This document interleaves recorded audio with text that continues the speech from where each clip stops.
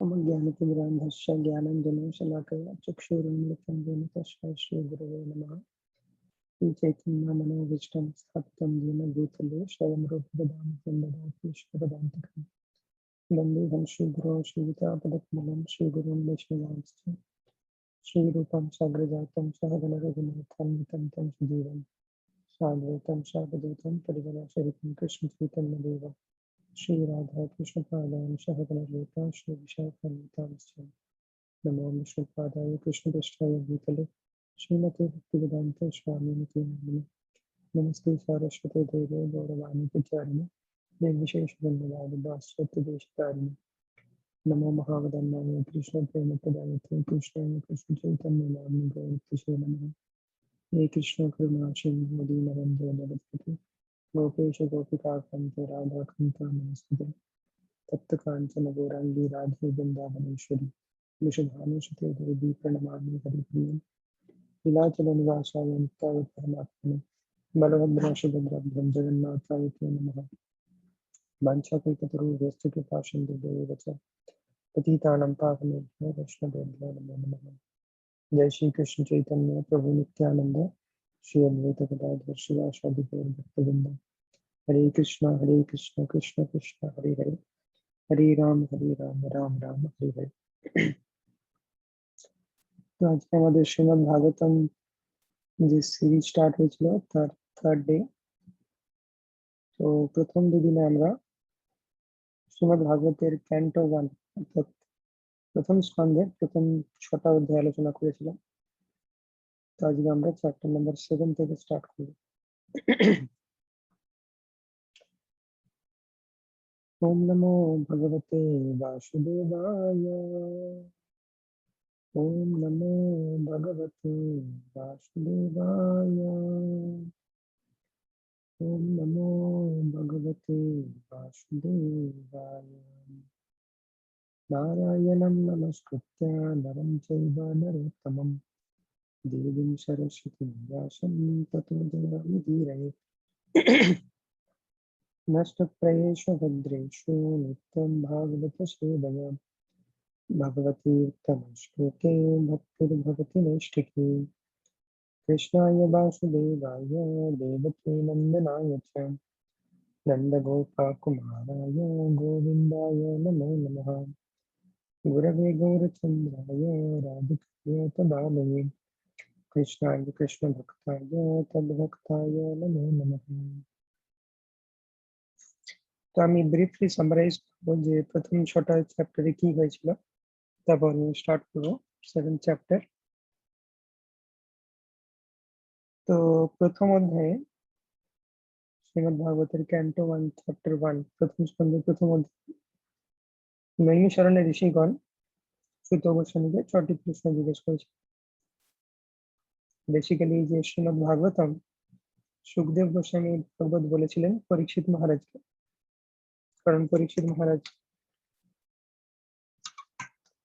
একটি অভিশাপ প্রাপ্ত হয়েছিলেন যে আগামী 7 দিনের মধ্যে তক্ষক নামে একজন একটি সর্প বা মানে স্নেক বার্ড অর্থাৎ সাপও আবার পাখিও, তো সেরকম একটি প্রাণী তাকে দংশন করবে এবং পরীক্ষিত মহারাজের মৃত্যু হবে। তো এই অভিশাপ কেন পেয়েছিলেন? কারণ পরীক্ষিত মহারাজ জঙ্গলে গিয়েছিলেন একবার, তিনি তৃষ্ণার্ত ছিলেন এবং শ্রমিক ঋষি সেখানে ধ্যানমগ্ন অবস্থাতে ছিলেন। তো শ্রমিক ঋষিকে পরীক্ষিত মহারাজ জিজ্ঞাসা করেন জল পাওয়া যাবে কিনা, কিন্তু শ্রমিক ঋষি যেহেতু ধ্যানে ছিলেন তিনি শুনতে পাননি।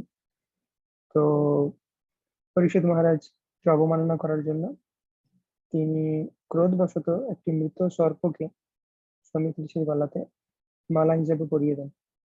তো শ্রমিক ঋষি তো ধ্যানে মগ্ন ছিলেন, উনি কিছু মনে করেননি, কিন্তু ওনার যে পুত্র শৃঙ্গী সেইটাতে অফেন্ডেড হয়েছিল এবং পরীক্ষিত মহারাজকে অভিশাপ দেয় যে আগামী 7 দিনের মধ্যে মারা যাবে। এই খবরটা পাওয়ার পর পরীক্ষিত মহারাজ সমস্ত কিছু রাজকার্য থেকে অবসর গ্রহণ করেন এবং তিনি সুখদেব গোস্বামীর কাছে যান ভাগবত শোনার জন্য, এবং 7 দিন 7 রাত তিনি কন্টিনিউয়াসলি শ্রীমদ্ ভাগবত শোনেন সুখদেব গোস্বামীর কাছ থেকে, এবং তারপরে আলটিমেটলি তার মৃত্যু হয় এবং সে ভগবানের ধামে পৌঁছে যায়, কারণ ভাগবত শুনেছিল তার কনসিয়াসনেস কৃষ্ণ কনসিয়াস স্টেটে সে দেহত্যাগ করেছিল। তো এখন এই যে সুখদেব গোস্বামী ভাগবত বলছেন পরীক্ষিত মহারাজকে, এই অ্যাসেম্বলিতে অনেকে ছিলেন যারা ভাগবত শুনছিলেন, যেমন ব্রহ্মা, নারদ, এমনকি ব্যাসদেব পর্যন্ত ছিলেন। তো সেই অ্যাসেম্বলিতে সুত গোস্বামীও ছিলেন। সুত গোস্বামীও ভাগবত শুনছিলেন সুখদেব গোস্বামীর কাছ থেকে। পরবর্তীকালে সুত গোস্বামী নৈমিষারণ্যের অন্যান্য ঋষিদের এই ভাগবত শোনান। তো সেই ভাগবত আমরা শুনছি, যেটা সুত গোস্বামী আর নৈমিষারণ্য ঋষিদের মধ্যে ডিসকাশন হচ্ছে। তো প্রথম অধ্যায়ে নৈমিষারণ্য ঋষিরা 6টি প্রশ্ন করে। কি কি 6টি প্রশ্ন? যে প্রথম প্রশ্ন হচ্ছে, what is the ultimate good for people in general, অর্থাৎ জনসাধারণের জন্য সার্বিক মঙ্গল কিভাবে সাধিত হয়। সমস্ত শাস্ত্রের সারমর্ম কি? কৃষ্ণের আবির্ভাবের কারণ কি? ভগবান কিভাবে এই জড় জগৎকে মেনটেন করেন? ভগবানের লীলা অবতারদের সম্পর্কে বর্ণনা, এবং কৃষ্ণ যখন তার নিজের ধামে প্রত্যাগমন করবেন তখন ধর্ম কার আশ্রয় নেবে। তো প্রথম অধ্যায়ে 6টি প্রশ্ন জিজ্ঞেস করা হয়। সেকেন্ড চ্যাপ্টার দ্বিতীয় অধ্যায়ে সুত গোস্বামী উত্তর দেন 3টে প্রশ্নের। সমস্ত জনসাধারণের সার্বিক মঙ্গল এবং সমস্ত শাস্ত্রের সারমর্ম হচ্ছে ভক্তি। সবাই পুংসাম পরো ধর্ম যত ভক্তির অধোক্ষেজে আহৈতুকি অপ্রতিহত এই আত্মাসু প্রসিদ্ধতে। এবং পরমেশ্বর ভগবান তিনি কি জন্য এই জগতে আসেন? যারা তার ভক্ত বা মোড অফ গুডনেস ডিভোটিস, তাদেরকে তিনি নিজের ধামে ফিরিয়ে নিয়ে আসার জন্য, বা এই ধরনের বদ্ধ জীবদেরকে তার প্রতি আকর্ষিত করার জন্য তিনি আসেন। এবং সামান্য বর্ণনা করা হয় পুরুষ অবতারদের নিয়ে। তারপরে নেক্সট চ্যাপ্টার থার্ড অধ্যায়ে পুরুষ অবতারদের সামান্য বর্ণনা এবং তারপরে লীলা অবতারদের সম্পর্কে বিস্তারিতভাবে বর্ণনা করা হয়, এবং 22টি লীলা অবতারের কথা সেখানে উল্লেখ করা হয়েছে থার্ড চ্যাপ্টারে। এবং লাস্ট কোয়েশ্চেন, যে কৃষ্ণ নিজের ধামে প্রত্যাবর্তনের পর ধর্ম কার আশ্রয় নেবে, তার উত্তর হচ্ছে শ্রীমদ্ ভাগবত, কারণ কৃষ্ণ আবার শ্রীমদ্ ভাগবত রূপে আসবে, ধর্ম শ্রীমদ্ ভাগবতের আশ্রয় নেবে। তো থার্ড চ্যাপ্টারে এই সমস্ত কোয়েশ্চেনের আনসার দেওয়া হয়। তারপরে ফোর্থ চ্যাপ্টার স্টার্ট হয়। ফোর্থ চ্যাপ্টারে আরো নতুন কিছু প্রশ্ন করা হয়। কি কি প্রশ্ন করা হয়? 3টে টপিকের উপর প্রশ্ন করা হয় নতুন, কারণ আগের কোয়েশ্চেন গুলো সব অ্যান্সার দেওয়া হয়ে গেছে। তো ফোর্থ চ্যাপ্টারে নতুন কোয়েশ্চেন, শ্রীমদ্ ভাগবতের হিস্ট্রি এবং অর্থার সম্পর্কে বর্ণনা করুন। অর্থাৎ শ্রীমদ্ ভাগবতের ইতিহাস কি, এই গ্রন্থটা কে কোথায় রচনা করেছে এবং কার দ্বারা অনুপ্রাণিত হয়ে রচনা করেছে। দ্বিতীয়ত শ্রীমদ্ ভাগবতের যে বক্তা সুখদেব গোস্বামী, তার সম্পর্কে বর্ণনা। তৃতীয়, শ্রীমদ্ ভাগবতের যে শ্রোতা পরীক্ষিত মহারাজ, তার সম্বন্ধে বর্ণনা। তো এই 3 ধরনের কোয়েশ্চেন আছে। তো পঞ্চম এবং ষষ্ঠ অধ্যায়ে সুত গোস্বামী বর্ণনা করেন শ্রীমদ্ ভাগবতের ইতিহাস কি এবং কার অনুপ্রেরণায় এটা রচিত হয়। তো তিনি বলতে থাকেন কিভাবে ব্যাসদেব সমস্ত শাস্ত্র সমস্ত পুরাণ রচনা করার পরও তার হৃদয়ে অসন্তুষ্টি ছিল, এবং পরবর্তীকালে নারদ মুনি এসে তাকে বলেন যে তুমি অসন্তুষ্টতার কারণ হচ্ছে তুমি তোমার যে সমস্ত বৈদিক সাহিত্য সেখানে পরমেশ্বর ভগবানকে ঠিকঠাক ভাবে গ্লোরিফাই করো না। ধর্ম অর্থ কাম মোক্ষ নিয়ে যতটা তুমি লিখেছো, পরমেশ্বর ভগবান গ্লোরিফিকেশন নিয়ে তুমি ততটা গুরুত্ব দাও না, বা শুদ্ধ ভক্তিযোগ সম্পর্কে ততটা বর্ণনা করো না। নারদমণি তাকে তিরস্কার করে বিভিন্ন ভাবে, যে যে সমস্ত সাহিত্যে পরমেশ্বর ভগবানের গুণকীর্তন নেই সেগুলো হচ্ছে ডাস্টবিনের মতো, তো সেগুলো হচ্ছে বর্জনীয়। তো এইভাবে নারদমণি অনুপ্রাণিত করেন ব্যাসদেবকে, এমন একটি লিটারেচার লেখো, গ্রন্থ লেখো, যেটাতে শুধুমাত্র পরমেশ্বর ভগবানের গ্লোরিজ বা মহিমা কীর্তন করা হয়েছে এবং শুদ্ধ ভক্তি যোগের কথা আলোচনা করা হয়েছে, এবং সেটাই হচ্ছে শ্রীমদ্ ভাগবত। তারপরে আমরা দেখেছিলাম আগের দিন যে চ্যাপ্টার 7 স্টার্ট হচ্ছে, অর্থাৎ চতুর্থ অধ্যায়ে যে নতুন কোয়েশ্চেন গুলো এসেছিল তার মধ্যে একটা কোয়েশ্চেন অ্যান্সার হয়ে গেল যে শ্রীমদ্ ভাগবতের ইতিহাস কি, কার দ্বারা অনুপ্রাণিত হয়েছিল। এবং তারপরে নেক্সট কোয়েশ্চেন যেটা সুত গোস্বামী অ্যাড্রেস করে, সেটা হচ্ছে কি পরীক্ষিত মহারাজ অর্থাৎ শ্রীমদ্ ভাগবতের শ্রোতা তার সম্পর্কে বলতে আরম্ভ করেন। তো তিনি একটু হিস্ট্রি জান যে পরীক্ষিত মহারাজের হিস্ট্রি কি, অর্থাৎ মহাভারতের যুদ্ধের শেষের থেকে কি কি হলো পরীক্ষিতের জন্ম পর্যন্ত, তো সেটা তিনি বর্ণনা করেছেন। তো এই চ্যাপ্টারের নাম হচ্ছে চ্যাপ্টার 7 দ্রোণ পুত্র দণ্ডিত। তো এটা আমরা আগের দিন স্টার্ট করেছিলাম।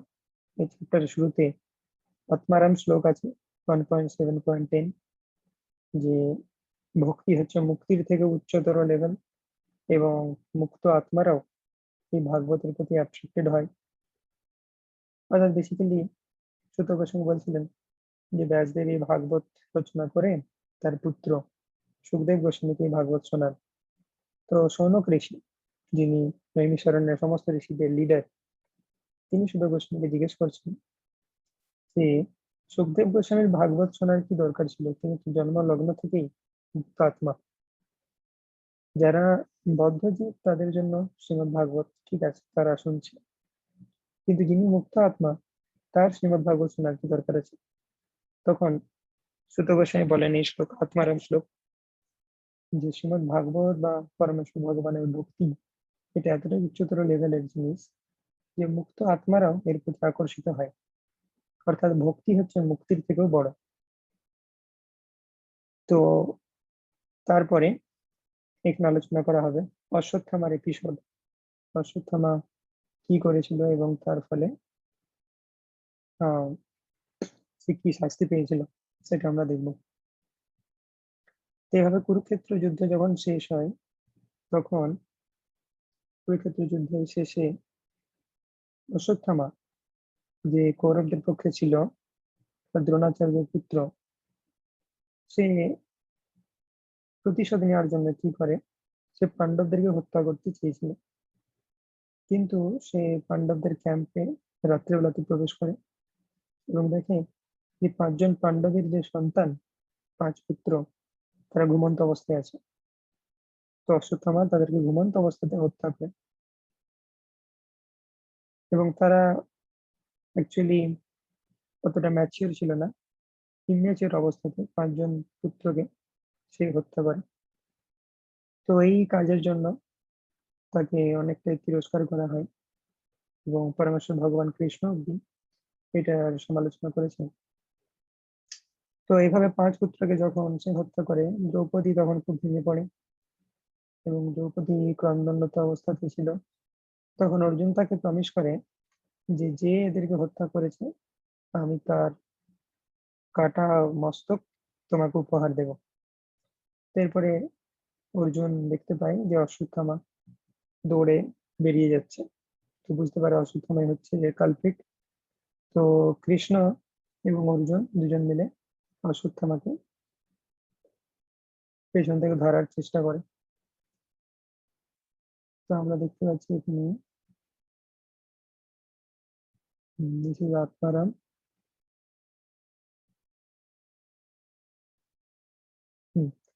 পাণ্ডবদের 5 পুত্রের জননী দ্রৌপদী তার পুত্রদের মৃত্যু সংবাদ শ্রবণ করে অশ্রুপূর্ণ নয়নে আকুল হয়ে ক্রন্দন করতে থাকেন।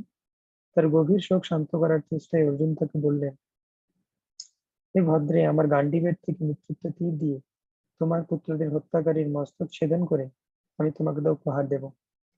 তখন আমি তোমার চোখের জল মুছিয়ে দেব এবং আমি তোমাকে সান্ত্বনা দেব। তারপর তোমার পুত্রদের মৃতদেহ সৎকার করে তুমি তার মাথার উপর দাঁড়িয়ে স্নান করো। তো কৃষ্ণ এবং অর্জুন আবার, কৃষ্ণ হচ্ছে অর্জুনের সারথি, এইভাবে রথে করে তারা অশ্বত্থামাকে পশ্চাৎ ধাবন করছেন। এবং অশ্বত্থামা দূর থেকে দেখতে পাচ্ছে যে কৃষ্ণ আর অর্জুন আমার দিকে ধেয়ে আসছে। কুরুক্ষেত্রের রণাঙ্গনে সবাই দেখেছে এই কৃষ্ণ এবং অর্জুনের যে কম্বিনেশন, সেটা হচ্ছে ইনএভিটেবল, অপরাজেয়। তাই অশ্বত্থামা ভাবছে এরা দুজনে একসাথে আসছে মানে নিশ্চয়ই আমাকে হত্যা করবে, তো সেজন্য সে ভয়ে ছুটে পালাচ্ছে। এক সময়তে কি হলো যে সে দেখলো আমার আর কোনো উপায় নেই, অশ্বত্থামা তার অশ্বগুলিও ক্লান্ত হয়ে পড়েছে, ছুটতে পারছে না। তখন সে বিবেচনা করলো যে ব্রহ্মশির নামক অর্থাৎ ব্রহ্মাস্ত্র নামক চরম অস্ত্র ছাড়া তার আত্মরক্ষা করার আর কোনো উপায় নেই। তো অশ্বত্থামা এইভাবে ব্রহ্মাস্ত্র নিক্ষেপ করলেন নিজেকে আত্মরক্ষা করার জন্য। তো ব্রহ্মাস্ত্র হচ্ছে এমন একটি ওয়েপন বা অস্ত্র যেটা যে কোনো অবস্থাতে ছাড়া উচিত নয়, ছোটখাটো কারণে ছাড়া উচিত নয়। কারণ ব্রহ্মাস্ত্রের মধ্যে এতটাই পাওয়ার আছে যে সমস্ত ব্রহ্মাণ্ডকে ধ্বংস করে দিতে পারে। কিন্তু সে সামান্য একজন তার নিজের প্রাণ রক্ষা করার জন্য সামান্য কারণে সেটাকে ছেড়েছে, এবং নিজের প্রাণ রক্ষা করার জন্য সে খারাপ কাজ করেছে, তার শাস্তি পাওয়া উচিত। সেই রকম অবস্থাতে তার ব্রহ্মাস্ত্র ছাড়া ঠিক নেই, কিন্তু সে নিজের আত্মরক্ষা করার জন্য ব্রহ্মাস্ত্র নিক্ষেপ করেছে।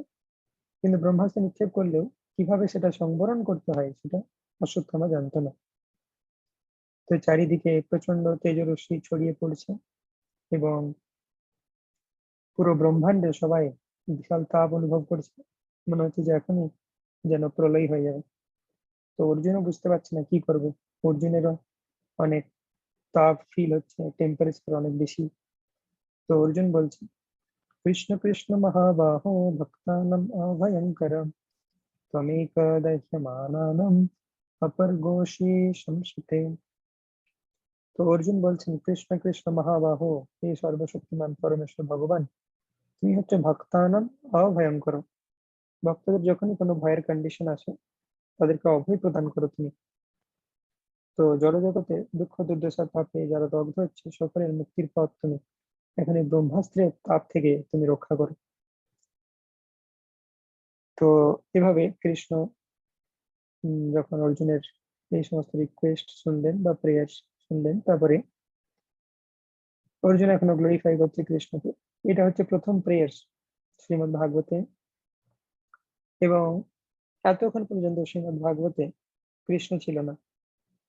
ইন্টারেস্টিং ফ্যাক্ট যে নারদ মুনি ব্যাসদেবকে বলেছিলেন কৃষ্ণকে গ্লোরিফাই করার জন্য লিটারেচার দেখো, কিন্তু 6টা চ্যাপ্টার অতিক্রান্ত হয়ে গেছে, কৃষ্ণ আসেনি।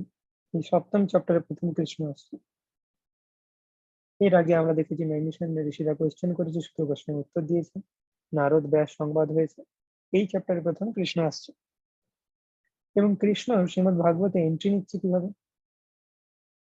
শ্রীমদ্ ভাগবতে কৃষ্ণ এন্ট্রি নিচ্ছে অর্জুনের সারথী রূপে। তো এটা হচ্ছে কৃষ্ণের ভক্ত বাৎসল্য, যে এরকম একটা লিটারেচার যেটা শুধুমাত্র, যেটার হিরো হচ্ছে কৃষ্ণ, কৃষ্ণকে গ্লোরিফাই করার জন্যই শুধুমাত্র শ্রীমদ্ ভাগবত রচনা করা হয়েছে। এই লিটারেচারে কৃষ্ণ কিভাবে এন্ট্রি নিচ্ছে অর্জুনের সারথী রূপে, এখান থেকে বুঝতে পারছি যে আমরা কৃষ্ণের ভক্ত বাৎসল্য সেটা হচ্ছে সব থেকে বড় কোয়ালিটি।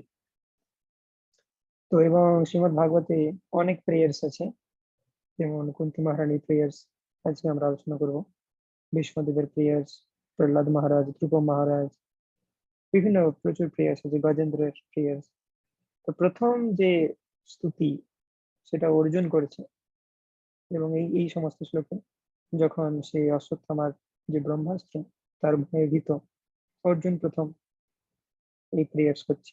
তমাদ্য পুরুষ সাক্ষাৎ ঈশ্বর প্রকৃতি পর মায়াম যদস্য শক্ত্যা কৈবল্যে স্থিত আত্মনি स एव जीवलोकस्य माया मोहितचेतसा বিহত্যেষেণ বীর্যেণ শ্রেয় ধর্মাদি লক্ষণম। যদিও তুমি জড় প্রকৃতির অতীত বদ্ধ জীবের পরম মঙ্গলের জন্য চতুর্বর্গাদ অনুষ্ঠান করে মানুষকে মুক্তির পথ প্রদর্শন করো, তো এগুলো হচ্ছে প্রথম প্রেয়ার্স। ভূভার হরণ করো তুমি, ভক্তদের তোমার কথা স্মরণ করানোর জন্য অবতরণ। তারপরে অর্জুন বলছেন যে হে দেবতাদের দেবতা, কৃষ্ণ হচ্ছে পরমেশ্বর, সমস্ত দেবতাদেরও ঈশ্বর। এই ভয়ঙ্কর তেজ কিভাবে যে আসছে আমি বুঝতে পারছি না কোথা থেকে আসছে। তো এবারে কৃষ্ণ বলছেন এটি দ্রোণ পুত্রের কর্ম, অশ্বত্থামার কাজ এটা, সে ব্রহ্মাস্ত্র নিক্ষেপ করেছে মৃত্যু ভয়ে ভীত হয়ে। তো কৃষ্ণ অর্জুনকে বলছে যে সে এই ব্রহ্মাস্ত্র সংবরণ করতে জানে না, সে ছেড়ে দিয়েছে। তো তুমি কি করো, তুমি আরেকটা ব্রহ্মাস্ত্র নিক্ষেপ করো, দিয়ে অশ্বত্থামার যে ব্রহ্মাস্ত্র সেটাকে প্রশমিত করো, যে দুটো ব্রহ্মাস্ত্র তুমি একসাথে সংবরণ করো, তাহলে সেটা হচ্ছে একটা উপায়। তুমি আরেকটি ব্রহ্মশির অস্ত্র প্রয়োগের দ্বারা কেবলই অস্ত্রের প্রভাব প্রতিহত করা যাবে। তো এইভাবে যখন অর্জুনকে বললেন নিক্ষেপ করতে, অর্জুন তখন আরেকটি ব্রহ্মাস্ত্র ছাড়লো। দুটি ব্রহ্মাস্ত্রের তেজে সূর্যমণ্ডলের মতো প্রকাণ্ড অগ্নিপিণ্ড নভমণ্ডল এবং সমস্ত গ্রহগুলি আচ্ছাদিত করেছিল। এবং আগে একটা ব্রহ্মাস্ত্র ছিল, এখন দুটো ব্রহ্মাস্ত্র হয়ে গেছে, ডবল হিট। কিন্তু কিছুক্ষণ পরেই সেটা অর্জুন দুটোকেই সংবরণ করে নিল শ্রীকৃষ্ণের ইচ্ছা অনুসারে। তো এখন আবার অশ্বত্থামা বিপদে পড়ে গেল, কারণ যে ব্রহ্মাস্ত্র ছেড়েছিল সেটা অর্জুন সংবরণ করে নিয়েছে, আরেকটা ব্রহ্মাস্ত্র ছিল। অর্জুনের পর অশ্বত্থামাকে ধরে ফেলেছে এবং অর্জুন ক্রোধে যার চোখ দুটি তাম্র গোলকের মতো রক্তিম হয়ে উঠেছিল, গৌতমীর পুত্র, অর্থাৎ অশ্বত্থামাকে গৌতমী পুত্র বলা হয়, গ্রেপ্তার করে একটি পশুর মতো দড়ি দিয়ে বেঁধে ফেললেন। তো অশ্বত্থামাকে অ্যারেস্ট করা হলো এবং অর্জুনের চোখ দুটো হচ্ছে তাম্র গোলকের মতো। সেখানে আমাদের আচার্যরা বলছেন যে এই যে কন্ডিশনে কৃষ্ণ রেখে গিয়েছিলেন, অর্জুন রেখে গিয়েছিলেন, কারণ অশ্বত্থামা যে কাজটা করেছে সেটা খুবই ঘৃণ্য। কিন্তু এখানে দেখা যাচ্ছে যে অর্জুনের যে চোখ দুটি তাম্র গোলকের মতো রক্তিম হয়ে উঠেছিল, কিন্তু পরমেশ্বর ভগবান শ্রীকৃষ্ণের যে চোখ সেটা কিন্তু পদ্মের মতোই ছিল। অর্থাৎ কৃষ্ণ রেগে গেলেও তার কোনো জড়জাগতিক বিকার হয় না বা রজগুণের প্রভাবের দ্বারা প্রভাবিত হয় না, কারণ পরমেশ্বর ভগবান 3 গুণের ঊর্ধ্বে। হম তো সেইটা এখানে বলা হয়েছে। অশ্বত্থামাকে রজ্জুবদ্ধ করার পর অর্জুন তাকে শিবিরে নিয়ে যেতে চেয়েছিলেন। পরমেশ্বর ভগবান শ্রীকৃষ্ণ তখন তার পদ্মের মতো সুন্দর চক্ষু দ্বারা দৃষ্টিপাত করে ক্রুদ্ধ অর্জুনকে বলেছিলেন। তো কৃষ্ণের কিন্তু চোখ দুটো পদ্মের মতোই আছে। এ থেকে বোঝা যায় অর্জুনের ক্রোধ এবং কৃষ্ণের ক্রোধ সমপর্যায়ে নয়, ভগবান অপ্রাকৃত, তাই সর্বাবস্থাতেই পরম। তো এখানে একটা ইম্পর্টেন্ট জিনিস হবে, যেটা হচ্ছে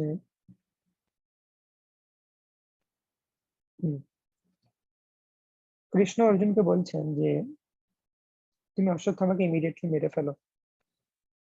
কৃষ্ণ বলছেন এটা, হে পার্থ, অশ্বত্থামা নিরপরাধ নির্দীত শিশুকে রাত্রিবেলা হত্যা করেছে। এই ব্রাহ্মণ অধমকে ছেড়ে দেওয়া যুক্তিসঙ্গত নয়, একে এক্ষুনি বধ করো। এবং তারপরে শ্রীকৃষ্ণ জাস্টিফিকেশন দিচ্ছে কেন বধ করা উচিত। মত্তম প্রমত্তম উন্মত্তম সুপ্তম বালম স্ত্রিয়ম জড়ম প্রপন্নম বিরতম গীতম নরীপম হন্তি ধর্মবিদ। কিছু ক্যাটাগরির ব্যক্তি আছে যাদেরকে হত্যা করা উচিত নয়, মত্ত প্রমত্ত উন্মত্ত, অর্থাৎ কেউ যদি পাগল হয় সেই ধরনের ব্যক্তিকে হত্যা করা উচিত, সে যতটাই যাই খারাপ কাজ করে। এবং যে নির্দৃত আছে তাকে কখনোই হত্যা করা উচিত, নিশ্চেষ্ট, যে কোনো চেষ্টা করছে না, অর্থাৎ যার চেষ্টা করার মতো কিছু নেই, তাকে হত্যা করা উচিত নয়। শরণাগত, ভগ্নরথ, ভয়ার্থ, বালক, স্ত্রীলোক, শত্রু হলেও ধার্মিক ব্যক্তি তাকে বধ করে না। তো এখানে পাণ্ডবদের যে পুত্র তারা নির্দৃত ছিল এবং তাদের কাছে কোনো অস্ত্র ছিল না, বালক ছিল তারা, কিন্তু তবুও অশ্বত্থামা হত্যা করেছে। তাই এটা যুদ্ধনীতির বিরুদ্ধে, সেই জন্য তাকে ইমিডিয়েটলি মেরে ফেলা উচিত।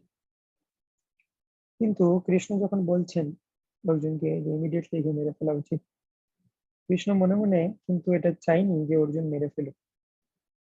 এবং অর্জুন দেখা গেল আলটিমেটলি কৃষ্ণ বলা সত্ত্বেও অশ্বত্থামাকে হত্যা করলো না, তাকে অ্যারেস্ট করে নিয়ে এলো দ্রৌপদীর কাছে। তো এখান থেকে আমরা একটা জিনিস দেখতে পাই যে কৃষ্ণ মুখে যেটা বলছে অর্জুনকে, সেটা তার মানে এমন নয় যে কৃষ্ণ সেটা চাইছে।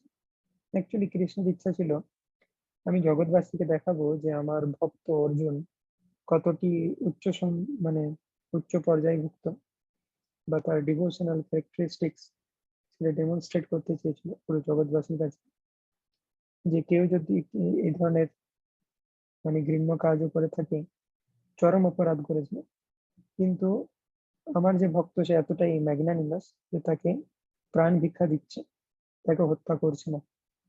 তো অ্যাকচুয়ালি শ্রীকৃষ্ণ হৃদয়ে একরকম চাইছে কিন্তু মুখে একরকম বলছে। তো সেজন্য শ্রীকৃষ্ণকে বোঝা খুব ডিফিকাল্ট। সেজন্য আমাদেরকে আচার্যদের আশ্রয় নিতে হবে, তবে আমরা একমাত্র শ্রীকৃষ্ণকে বুঝতে পারবো। আদারওয়াইজ তাকে বোঝা খুব ডিফিকাল্ট। এরপর যখন তাকে অ্যারেস্ট করে নিয়ে আসা হয় দ্রৌপদীর কাছে, তখন বিভিন্ন জন বিভিন্ন রকম বলছে। কৃষ্ণ অলরেডি অর্জুনকে বলে দিয়েছে অশ্বত্থামাকে হত্যা করো। এখন দ্রৌপদীর কাছে নিয়ে আসার পর দ্রৌপদী বলছে যে অশ্বত্থামাকে হত্যা করা চলবে না। তার কারণটা হচ্ছে অশ্বত্থামা একজন ব্রাহ্মণ এবং অশ্বত্থামা হচ্ছে দ্রোণাচার্যের পুত্র। তো দ্রোণাচার্য এখন নেই, সে কুরুক্ষেত্র রণাঙ্গনে নিহত হয়েছে। তাই তার পুত্র অশ্বত্থামা দ্রোণাচার্যকে রিপ্রেজেন্ট করছে, তাই গুরু সমান, তাইকে হত্যা করা উচিত নয় এবং ক্ষত্রিয় হয়ে ব্রাহ্মণের পুত্রকে হত্যা করা উচিত নয়। তো দ্রৌপদী যেহেতু সে একজন আহ তার নরম স্বভাব ছিল, সেই জন্য সে বলছে যে না, দ্রোণাচার্যকে, সরি, অশ্বত্থামাকে হত্যা করা প্রয়োজন নেই। এবং তাছাড়া সে আরেকটা ফিলিংস তার মধ্যে আছে যে আমি একজন মা, আমি আমার 5 সন্তানকে হারিয়েছি, সন্তান হারানোর কষ্ট আমি বুঝি। তাই আমি এটা চাই না যে দ্রোণাচার্যের যে মা, মানে দ্রোণাচার্যের স্ত্রী অশ্বত্থামার যে মা অর্থাৎ কৃপি, সে তার সন্তানকে হারানোর কষ্ট ভোগ করুক, এটা আমি চাই না। তো আমরা এখানে দ্রৌপদীর মধ্যে অনেক কোয়ালিটিস দেখতে পাচ্ছি। সে যদিও নিজে ডিস্ট্রেসফুল কন্ডিশনে আছে, কিন্তু সে এটা চায় না যে অন্য একজন মা কষ্ট পাক একই রকম। তো এটাও তার মহানতা, এটা ডেমনস্ট্রেট করছে। তো এখন ভীম বলছে না, কিছুতেই একে হত্যা করা যাবে না, আমি আজকে মেরেই ফেলবো একে। তো ভীম বলছে মেরে ফেলতেই হবে। কৃষ্ণ বলেছে হত্যা করতে। এদিকে দ্রৌপদী বলছে যে একে হত্যা করা যাবে না। কৃষ্ণ আবার অর্জুনকে মনে করিয়ে দিচ্ছে, তুমি দ্রৌপদীকে কথা দিয়েছো যে ওর কাটা মস্তক তুমি উপহার দেবে। তো কৃষ্ণ অর্জুনকে বলছে এখন দেখো বিভিন্ন জন বিভিন্ন রকম চাইছে, তুমি ইন্টেলিজেন্টলি কিছু একটা ডিসিশন নাও, সবাইকে স্যাটিসফাই করো। তো অর্জুন কি করলো, খুব সুন্দরভাবে এই সিচুয়েশনটাকে ম্যানেজ করলো। অশ্বত্থামার মাথায় একটা মণি ছিল, যেটা থেকে সে তার দীপ্তি এবং তেজ বৃদ্ধি পেত। তো অর্জুন কি করলো, সেই মণিটাকে তার মস্তক থেকে কেটে বের করে দিল। তো অশ্বত্থামা নিস্তেজ হয়ে গেল, কিন্তু তাকে প্রাণে মারলো না। তো একজন ক্ষত্রিয়কে অপমান করা বা তার এই মণি ছেদন করা, এটা মৃত্যুর থেকেও বড়। একজন ক্ষত্রিয়ের কাছে অপমান হচ্ছে মৃত্যুর থেকেও বড়। তো তাকে এইভাবে অপমানিত করা হয়েছে, সেটা এক প্রকার মৃত্যু। অর্থাৎ ভীমকে স্যাটিসফাই করা হলো, আবার অশ্বত্থামাকে প্রাণ ভিক্ষা দিল, প্রাণে মারলো না, অর্থাৎ দ্রৌপদীর কথাও রাখা হলো। তো এইভাবে অর্জুন ইন্টেলিজেন্টলি সিচুয়েশনটাকে ম্যানেজ করলো। এবং তারপরে কৃষ্ণ সকল পাণ্ডবদেরকে সান্ত্বনা দিল, কারণ তাদের 5 পুত্র নিহত হয়েছে। তো সবাইকে বোঝানোর পর এবং মৃতদেহ সৎকার করার পর কৃষ্ণ এবার বললো ঠিক আছে, আমার সমস্ত কাজ শেষ। হস্তিনাপুরের সিংহাসনে যুধিষ্ঠির মহারাজ এখন বসবেন। আমি এখানে এসেছিলাম কুরুক্ষেত্র যুদ্ধ ঠিকঠাক ভাবে সম্পন্ন করার জন্য। যারা দুষ্কৃতী অর্থাৎ যারা অধর্মের পক্ষে আছে, তাদেরকে বিনাশ করার জন্য আমার সেই কার্য সম্পাদন হয়েছে। আমি এবারে দ্বারকাতে আমার নিজের যে কিংডম, সেখানে আমি ফেরত চলে যাব। তো এই চ্যাপ্টারের শেষের দিকে দেখতে পাই যে হম তারপর পাণ্ডবেরা দ্রৌপদী সৌহার্দ্য চিত্তে তাদের মৃত আত্মীয়দের সৎকার অনুষ্ঠান সম্পাদন করেছিলেন। এরপর 8 চ্যাপ্টার শুরু হচ্ছে এবং কৃষ্ণ সে নিজের যে দ্বারকাতে নগরীতে প্রত্যাবর্তন করতে চেয়েছিলেন। পরলোকগত আত্মীয় স্বজনদের উদ্দেশ্যে জল অর্পণ করে মানুষ পাণ্ডবেরা দ্রৌপদী সহ গঙ্গা তীরে গমন করলেন। মহিলারা অগ্রভাগে যাচ্ছিলেন। এটা হচ্ছে 8 চ্যাপ্টার স্টার্ট হচ্ছে। অষ্টম অধ্যায়ে কুন্তী দেবীর প্রার্থনা রয়েছে এবং পরীক্ষিতের প্রাণ রক্ষা। তাদের জন্য বিলাপ করে যথেষ্ট পরিমাণে গঙ্গা জল অর্পণ করে গঙ্গায় স্নান করলেন, কেননা সেই জল পরমেশ্বর ভগবানের সেই পাদপদ্মের ধূলিকণা মিশ্রিত হয়ে পবিত্রতা লাভ করেছে। তো সবকিছু হওয়ার পর কৃষ্ণ তাদেরকে সান্ত্বনা দিলেন এবং উপস্থিত আরো মুনি ঋষিরা সান্ত্বনা দিলেন সবাইকে। সমস্ত অন্তিম সংস্কার সম্পাদন করা হলো। তারপরে কৃষ্ণ বললেন যে আমি চলে যাব। পরমেশ্বর ভগবান শ্রীকৃষ্ণ তখন প্রস্থানের জন্য প্রস্তুত হয়েছিলেন। ছিল ব্যাসদেব প্রমুখ ব্রাহ্মণগণ কর্তৃক পূজিত হয়ে তিনি সপ্তকী উদ্ধব সহ পাণ্ডবদের আমন্ত্রণ জানিয়েছিলেন। তাদের দ্বারা পূজিত হয়ে ভগবান তাদের প্রতি পূজা করলেন। যে মুহূর্তে তিনি রথে আরোহণ করে গমনোদ্যত হচ্ছেন, সেই সময় তিনি দেখলেন যে উত্তরা ভয়ে ব্যাকুলা হয়ে তার দিকে দ্রুত বেগে আসছে। আরেকটি সংকট এসে উপস্থিত হলো। কৃষ্ণ যাবার জন্য প্রস্তুত হয়ে যায়, সেই সময় দেখছি উত্তরা তার দিকে ছুটে আসছে কৃষ্ণের দিকে। উত্তরাকে উত্তরা হচ্ছে অভিমন্যু স্ত্রী, অর্জুনের পুত্র যে অভিমন্যু, যে চক্রব্যূহে নিহত হয়েছিল, তার স্ত্রী হচ্ছে উত্তরা। এবং উত্তরা তখন গর্ভবতী ছিলেন। পরীক্ষিত মহারাজ ছিল উত্তরার গর্ভে। তো বেসিক্যালি উত্তরা কেন ছুটে আসছে? কারণ অশ্বত্থামা, যাকে এইমাত্র ছেড়ে দেওয়া হলো তার মণিচ্ছেদন করে, সে দূরে গিয়ে আবার একটা ব্রহ্মাস্ত্র ছেড়েছে। এবং এই ব্রহ্মাস্ত্র ছেড়েছে এই পরীক্ষিত মহারাজকে হত্যা করার জন্য। বেসিক্যালি অশ্বত্থামা চেয়েছিল যে পাণ্ডবদের জন্য কোনো বংশধর না থাকে, 5 জন পুত্রকে নিহত করে দেওয়া হয়েছে, এবং তাদের যে প্রপৌত্র অর্থাৎ অর্জুনের নাতি পরীক্ষিত মহারাজ, সেও যেন এই জগতে না আসে। তো সেই জন্য ব্রহ্মাস্ত্র নিক্ষেপ করেছিল। এবং ব্রহ্মাস্ত্র এমন একটি অস্ত্র যে যদি যাকে পয়েন্ট করে এটা নিক্ষেপ করা হবে শুধুমাত্র তাকেই হত্যা করবে। অর্থাৎ গর্ভে থাকা ভ্রূণকে উদ্দেশ্য করে যদি নিক্ষেপ করা হয় তাহলে শুধুমাত্র ভ্রূণকে হত্যা করবে, এতটাই পিন পয়েন্টেডলি কাজ করতে পারে। তো উত্তরা বললেন, হে দেবতাদের দেবতা, হে জগদীশ্বর, হে মহাযোগী, আমাকে রক্ষা করুন। কারণ দ্বন্দ্ব ভাব সম্বন্ধিত এই জগতে আপনি ছাড়া আমাকে কেউ মৃত্যুর করাল গ্রাস থেকে রক্ষা করতে পারবে না। হে পরমেশ্বর, আপনি সর্বশক্তিমান, একটি জ্বলন্ত লৌহবান আমার প্রতি দ্রুত গতিতে ধাবিত হচ্ছে। হে নাথ, যদি আপনার ইচ্ছা হয় তাহলে এটি আমাকে দগ্ধ করুক, কিন্তু এটি যেন আমার গর্ভস্থ সন্তানটিকে দগ্ধ না করে। হে পরমেশ্বর, আমাকে কৃপা করুন। তো উত্তরা নিজের প্রাণ রক্ষার জন্য কৃষ্ণের কাছে আসেনি, কিন্তু নিজের সন্তান পরীক্ষিতের প্রাণ রক্ষার জন্য এসেছিল। সুত গোস্বামী বললেন, তার কথা ধৈর্য সহকারে শ্রবণ করে ভক্তবৎসল পরমেশ্বর ভগবান তৎক্ষণাৎ বুঝতে পারলেন যে দ্রোণাচার্যের পুত্র অশ্বত্থামা পাণ্ডব বংশের শেষ বংশধরটিকে বিনষ্ট করার জন্য ব্রহ্মাস্ত্র নিক্ষেপ করেছে। এই মুনি শ্রেষ্ঠ শৌনক পাণ্ডবেরা তখন জ্বলন্ত ব্রহ্মাস্ত্র তাদের অভিমুখে আসতে দেখে তাদের 5টি নিজ নিজ অস্ত্র তুলে নিলেন। সর্বশক্তিমান পরম পুরুষ ভগবান শ্রীকৃষ্ণ যখন দেখলেন সর্বতোভাবে তার শরণাগত অনন্য ভক্তদের মহা বিপদ উপস্থিত হয়েছে, তখন তিনি তাদের রক্ষা করার জন্য আপন অস্ত্র সুদর্শন চক্র ধারণ করলেন। পরম যোগ রহস্যে নিয়ন্তা যোগেশ্বর শ্রীকৃষ্ণ সর্বজীবের হৃদয়ে পরমাত্মার রূপে বিরাজ করেন। তাই কুরু বংশ রক্ষা করার জন্য তার যোগমায়ার দ্বারা তিনি উত্তরার গর্ভ আবৃত করলেন। তো যোগমায়ার দ্বারা উত্তরার গর্ভকে আবৃত করলেন, ব্রহ্মাস্ত্র আর প্রবেশই করতে পারবেন। এই শৌনক, যদি অশ্বত্থামা কর্তৃক নিক্ষিপ্ত ব্রহ্মাস্ত্র ছিল অব্যর্থ এবং অনিবার্য, তথাপি শ্রী বিষ্ণুর অর্থাৎ শ্রীকৃষ্ণের তেজের দ্বারা প্রতিরুদ্ধ হওয়াতে তা সম্পূর্ণরূপে নিষ্ক্রিয় এবং ব্যর্থ হলো। তো পরীক্ষিত মহারাজকে জন্ম লগ্ন থেকে অর্থাৎ জন্মের আগেই কৃষ্ণ রক্ষা করেছিলেন গর্ভে।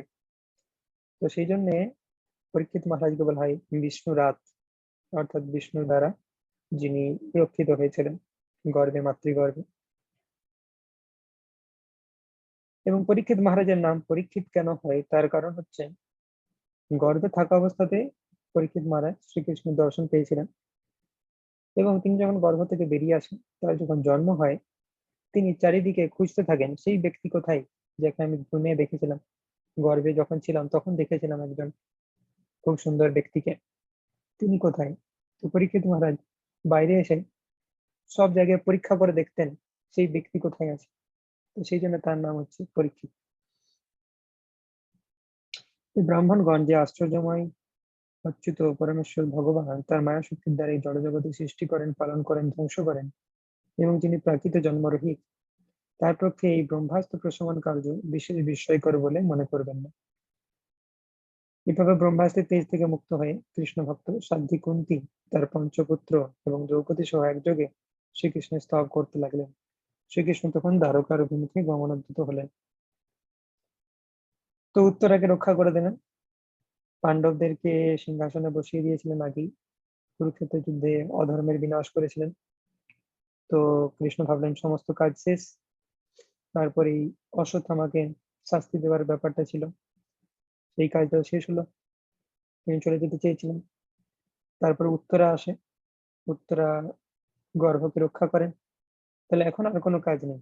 তো আবার শ্রীকৃষ্ণ চলে যেতে চাইছেন দ্বারকার অভিমুখে, তিনি গমনোদ্যত হলেন। তখন কুন্তী মহারানী আসে এবং শ্রীকৃষ্ণকে স্তব স্তুতি করতে থাকে। শ্রীকৃষ্ণ চলে যাচ্ছে দেখে এবং তাকে রিকোয়েস্ট করতে থাকে যে সে যেন আরো কিছুদিন থেকে যায়। এটা খুব বিউটিফুল সেট অফ প্রেয়ার্স, কুন্তির স্তুতি, যেটা 8th চ্যাপ্টারের 18th শ্লোক থেকে স্টার্ট হচ্ছে। তো এটা আমরা ব্রিফলি ডিসকাস করব।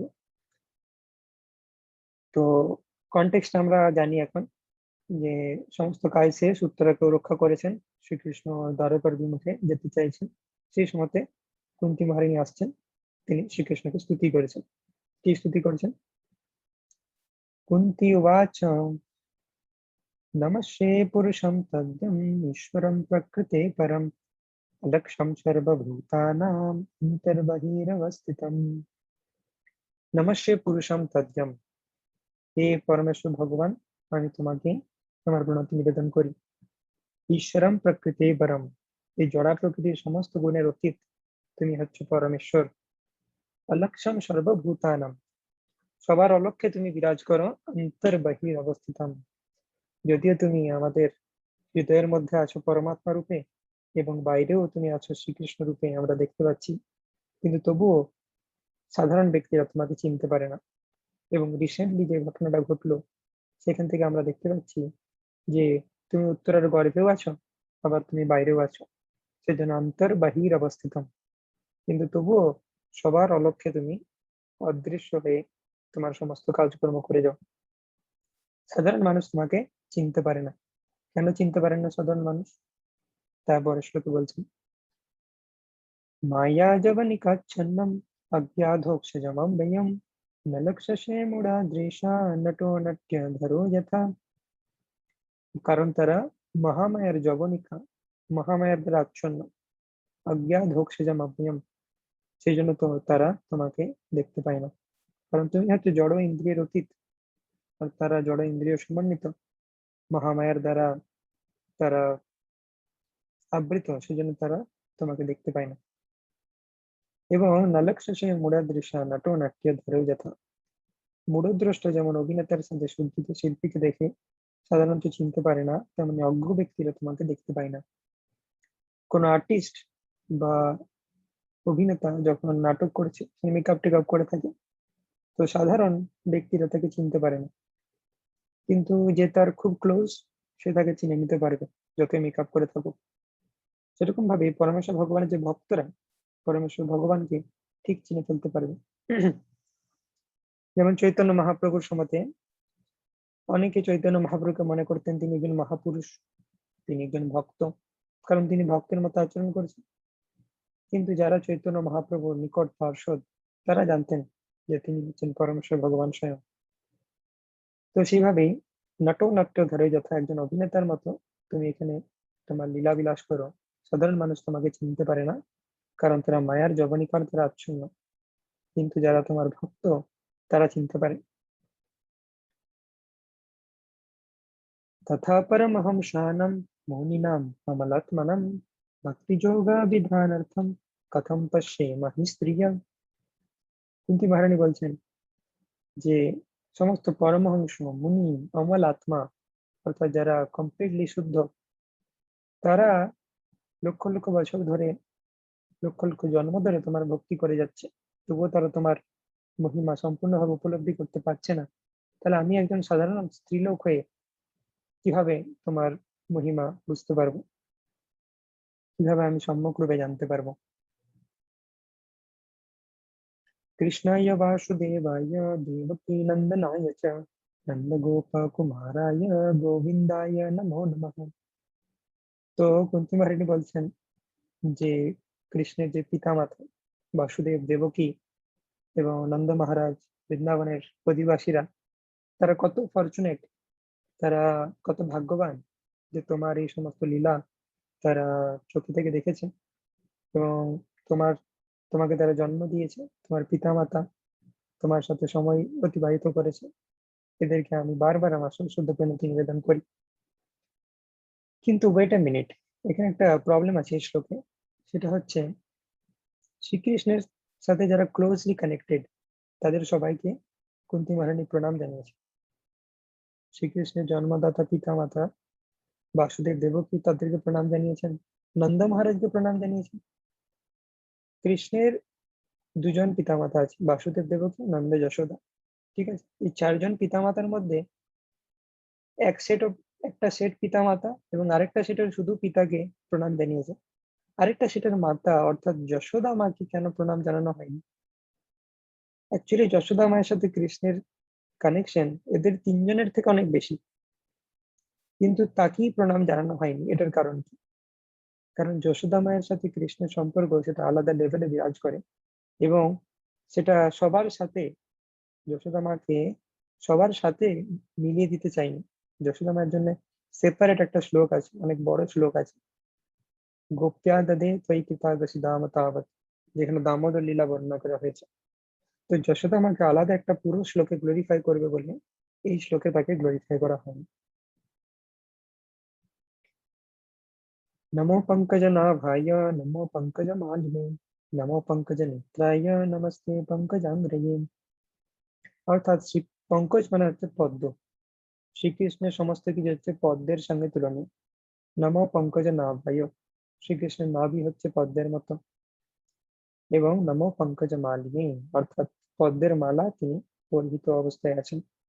নমো পঙ্কজনেত্রায়, শ্রীকৃষ্ণের চোখ অর্থাৎ তার নয়ন সেটা হচ্ছে পদ্মের মতো। নমস্তে পঙ্কজাঙ্ঘ্রয়ে অর্থাৎ শ্রীকৃষ্ণের পাদপদ্ম সেটা হচ্ছে পদ্মের মতো। তো এখানে একটা বিশেষ বিষয় আছে, যখন আমরা পরমেশ্বর ভগবানের দর্শন নিই তখন লোটাস ফিট থেকে শুরু করে লোটাস ফেস পর্যন্ত দর্শন নেওয়া উচিত। ডাইরেক্টলি পরমেশ্বর ভগবানের মুখের দিকে তাকানো উচিত নয়, আগে তার পাদপদ্মের দর্শন নেওয়া উচিত, তারপরে ধীরে ধীরে তার মুখপদ্মের দর্শন করা উচিত। কিন্তু এখানে কুন্তী মহারানী প্রথমে নাভি দর্শন করেছে, তারপরে মালা অর্থাৎ বক্ষদেশ দর্শন করেছে, তারপরে নেত্র দর্শন করছে, তারপরে চক্ষু দর্শন করছে। তো অর্ডারটা জাম্বলড আপ। এটার কারণ কি? কারণ কুন্তী মহারানী হচ্ছে বসুদেব অর্থাৎ শ্রীকৃষ্ণের যে পিতা, তার বোন। তো সেই সূত্রে কুন্তী মহারানী হচ্ছে শ্রীকৃষ্ণের পিসি, তো তার থেকে বয়সে বড় বা গুরুজন।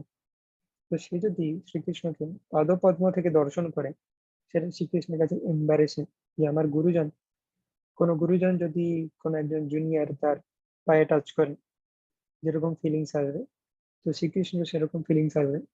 তো সেই জন্য প্রথমে কুন্তী মহারানী নাভির দিকে দৃষ্টিপাত করছেন, নাভি দর্শন করছেন, তারপরে বক্ষদেশ, তারপরে তার দুই নেত্র, তারপরে লাস্ট লোটাস ফিট সেটার দর্শন নিচ্ছেন, যাতে শ্রীকৃষ্ণ এম্বারেসড ফিল না করে। যথা ঋষিকেশ খলেন দেবকীম कंसेन रुद्धा तिथिरं सुचर्पितां विमोचिताहं च सहात्मजा विभो तयैव नाथेन मुहुर्विपङ्गनात्। অর্থাৎ কুন্তী মহারানী বলছেন যে তুমি দেবকীকে যেভাবে রক্ষা করেছো কংসের অত্যাচার থেকে, সেরকম ভাবে আমাকে এবং আমার সন্তানদেরকেও তুমি অনেক বিপদ থেকে মুক্ত করেছো, এবং অ্যাকচুয়ালি দেবকীর থেকে তুমি আমাকে বেশি কৃপা করেছো। দেবকী হচ্ছে তোমার নিজের মাতা, এবং দেবকীর যে প্রথম 6টা সন্তান সে হচ্ছে তোমার নিজের দাদা, নিজের নিজের ভাই, একই মায়ের গর্ভ থেকে তারা জন্ম নিয়েছে। তো সেই 6জন যে তোমার নিজের ভাই, তাদেরকে তুমি রক্ষা করোনি, তারা কিন্তু মারা গেছে কংসের হাতে। অর্থাৎ তুমি তোমার নিজের মায়ের সন্তানদেরকে রক্ষা করোনি, কিন্তু আমার সন্তানদেরকে তুমি বারবার রক্ষা করেছো, অর্থাৎ পঞ্চ পাণ্ডব। অর্থাৎ আমার প্রতি কৃপা তোমার নিজের মাতা দেবকীর থেকেও বেশি। তোমাদের আচার্যরা বলছেন এটার কারণ কি? কারণ যার যত কৃপা দরকার কৃষ্ণ তাকে তত বেশি কৃপা করেন। দেবকী দেখাশোনা করার জন্য বসুদেব ছিলেন, কিন্তু কুন্তী মহারানীর দেখাশোনা করার জন্য তার যে স্বামী তিনি ছিলেন না, পাণ্ডু ছিলেন না। তো সেই জন্য যে যত বেশি মেটেরিয়ালি অর্থাৎ যার যত অকিঞ্চন মেটেরিয়ালি, অর্থাৎ যার জড়জাগতিক অপুলেন্স যত কম, কৃষ্ণের কৃপা তার প্রতি তত বেশি।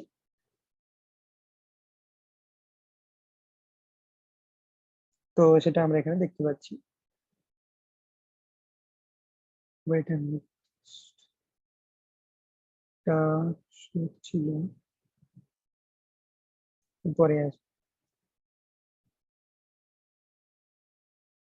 তো কিন্তু আমার পুত্রদের প্রতি তুমি কৃপা করেছো এবং বারবার তাদেরকে রক্ষা করেছো। কি কি বিপদ থেকে রক্ষা করা হয়েছে সেটা কুন্তী মহারানী বলছেন এই শ্লোকে।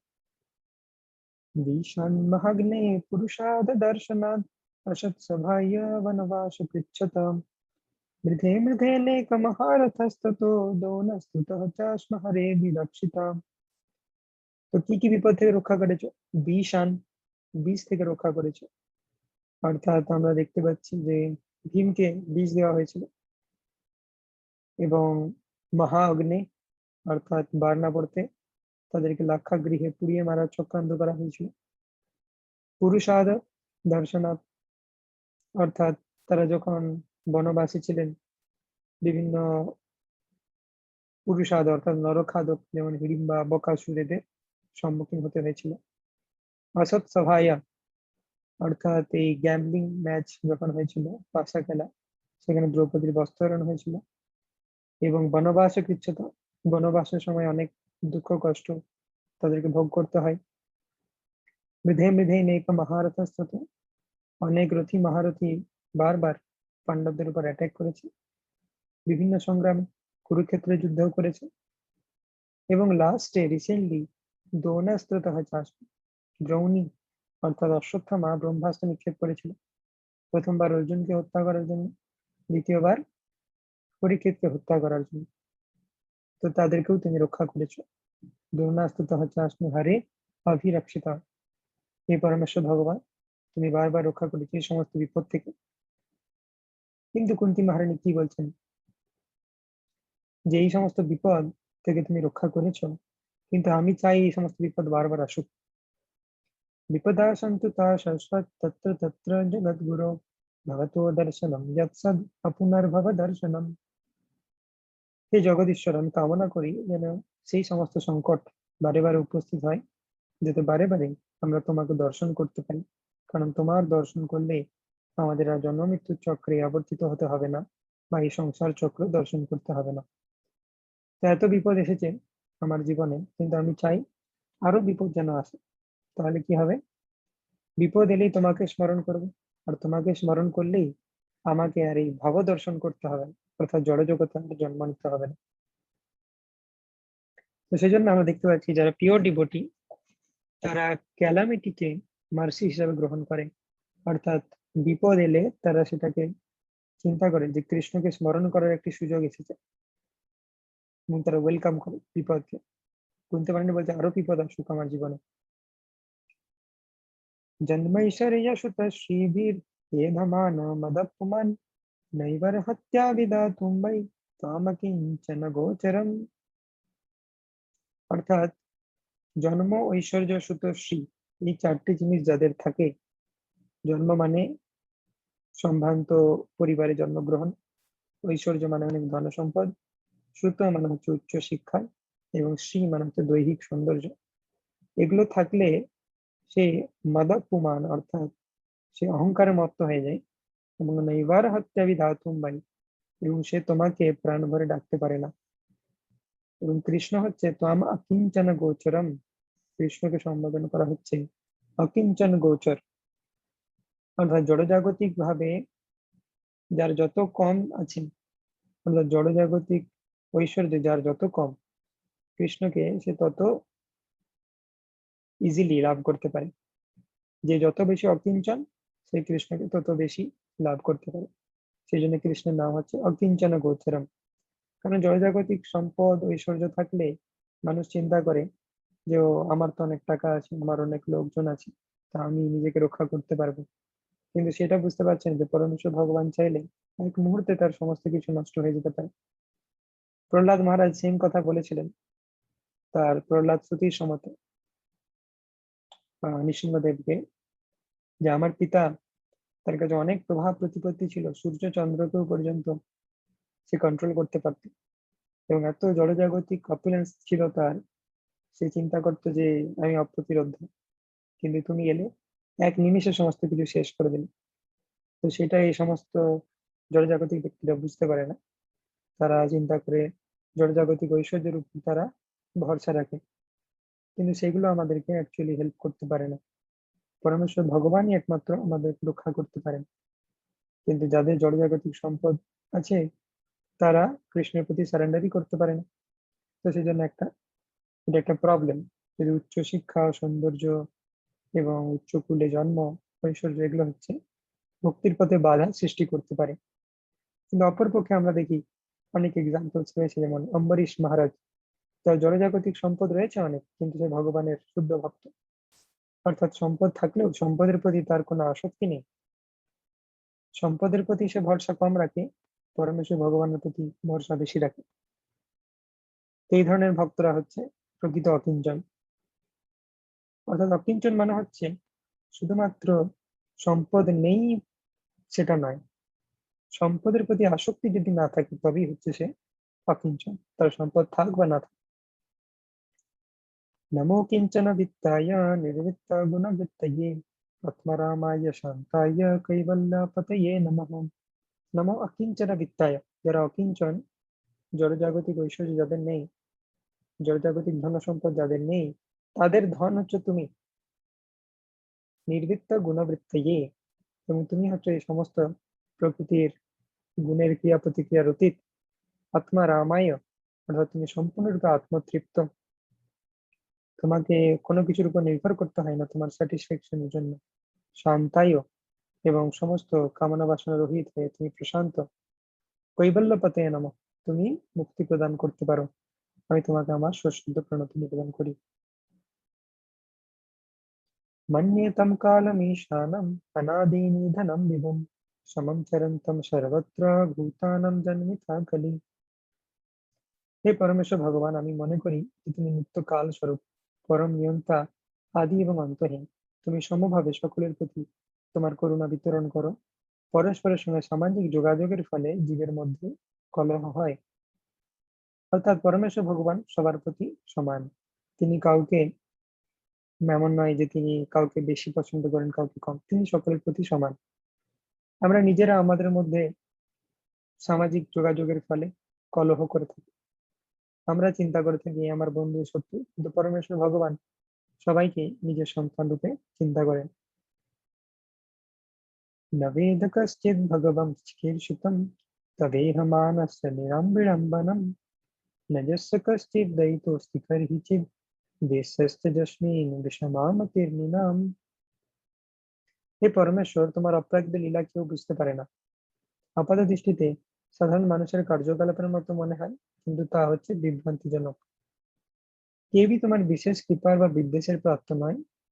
মানুষ কেবল অজ্ঞতাবশত মনে করে তুমি পক্ষপাতিত্বপূর্ণ। তার পরমেশ্বর ভগবান সকলের প্রতি সেম। মানুষ অজ্ঞানবশত মনে করে থাকে যে কৃষ্ণ ভক্তদের প্রতি পক্ষপাতিত্বপূর্ণ। কৃষ্ণ বলে যে ভগবদ গীতায়, সমোহম সর্বভূতেষু ন মে দেশস্তি ন প্রিয়া যে ভজন্তি তো মাম ভক্তা ময়ি তে তেষু চাপ্যহম। অর্থাৎ কৃষ্ণ সকলের প্রতি সেম, কিন্তু কেউ যদি পরমেশ্বর ভগবানের ভক্ত হয় তার প্রতি কৃষ্ণ স্পেশাল মার্সি বা স্পেশাল ফেভার থাকে। এখন কথা হচ্ছে যে কৃষ্ণ তো কাউকে বারণ করেনি যে তুমি ভক্ত হতে পারবে না, তো কৃষ্ণ সকলকে সমান সুযোগ দিয়েছে ভক্ত হবার, যে তুমি ভক্ত হও এবং তুমিও সেই কৃপা লাভ করো, বিশেষ কৃপা। সুতরাং কৃষ্ণ সকলকে সমান সুযোগ দিয়েছে এবং পক্ষপাতিত্বপূর্ণ নন, এবং পরমেশ্বর ভগবানের যে লীলা সেটা সাধারণ মানুষ বুঝতে পারে না। জন্ম কর্ম চ বিশ্বত্মন অজস্যাকার্তুরাত্মনা তির্জন্মশেষু জাদাসু তদত্যন্ত বিড়ম্বনম। হে বিশ্বাত্মা, তুমি প্রাকৃত কর্মরহিত হওয়া সত্ত্বেও কর্ম করো, জন্মরহিত হওয়া সত্ত্বেও জন্মগ্রহণ করো, পশু মানুষ ঋষি জলচর কুলে অবতরণ করো, মৎস্য অবতার রূপে তুমি মাছ হয়ে আসছো, বরাহ অবতার রূপে তুমি পশু হয়ে আসছো, বা কৃষ্ণ বলরাম এই সমস্ত অবতার রূপে মানুষ হয়ে আসছো, নরনারায়ণ ঋষি রূপে ঋষি হয়ে আসছো। স্পষ্টতই এই সমস্ত অত্যন্ত বিমোহিতকর। যদিও কৃষ্ণের কোনো জন্ম নেই, কৃষ্ণ অনাদি অনন্ত, যোপিশ নব্বয়াত্মা ভূতানাম ঈশ্বরোপি সম্প্রকৃতিম সমধিষ্ঠায় সম্ভবামি আত্মা মায়ায়। তবুও কৃষ্ণ জন্মগ্রহণ করছে বিভিন্ন কুলে, কখনো মানুষ, কখনো পশু, কখনো ঋষি। এবং যদিও কৃষ্ণের কোনো কাজ নেই, নামে পার্থাস্তি কর্তব্যম ত্রিষু লোকেষু কিঞ্চনঃ অনাব্যক্তম অবক্তব্যম বর্ত ইহ চ কর্মণি। তবুও কৃষ্ণ কাজ করছে বিভিন্ন রকম, দ্বারকাতে তার রাজা হিসাবে যা কর্তব্য সেটা করছে, হস্তিনাপুরে তার আত্মীয়দের সাথে যা করা উচিত সেটা করছে। তো কৃষ্ণ যদি পরমেশ্বর ভগবান, তার জন্ম নেই, সে জন্মগ্রহণ করছে, তার কর্ম নেই তবুও সে কর্ম করছে, এই সমস্ত কিছু দেখে অত্যন্ত বিমোহিত কর।